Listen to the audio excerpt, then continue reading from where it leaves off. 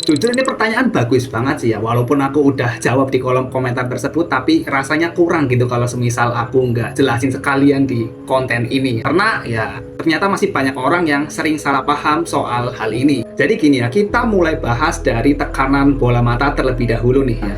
Di dalam mata kita itu kan ada sistem cairan tersendiri yang mengatur tekanan di dalamnya gitu. Nah, makanya ya yang menyebabkan tekanan bola mata meningkat itu sebenarnya ada tiga. Yang pertama karena aliran cairan mata itu tersumbat atau mengecil. Yang kedua karena faktor genetik dan usia. Dan yang ketiga, obat-obatan yang biasa dipakai oleh orang tersebut, terutama obat-obatan yang mengandung steroid.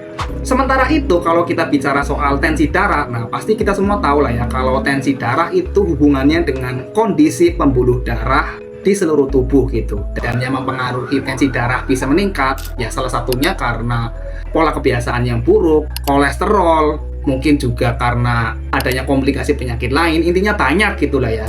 Nah, kalau kita kembali ke pertanyaannya yang pertama tadi, apakah tensi darah itu mempengaruhi tekanan bola mata? Jawabannya nggak langsung mempengaruhi ya. Tapi kalau kita ada hipertensi, nah itu menjadi salah satu faktor yang membuat tekanan bola mata kita ikut bermasalah. Gitu. Dan ini juga pernah aku tanyakan langsung ya ke dokter spesialisku dulu ya, pada saat tekanan darahku naik gitu. Dan jawaban dokter pun gini, sebenarnya sih nggak berpengaruh ya mas, tensi darah ke tekanan bola mata gitu. Yang lebih berpengaruh yaitu ke pandangan gitu, penglihatan jadi tambah buram, jadi tambah nggak jelas gitu-gitu lah. Terus kalau kita lanjut ke pertanyaan kedua, apakah tekanan bola mata bisa mempengaruhi tensi darah? Ya jawabannya sama. Secara medis memang nggak langsung mempengaruhi, tapi ada hubungannya ya, khususnya bagi penderita glaukoma.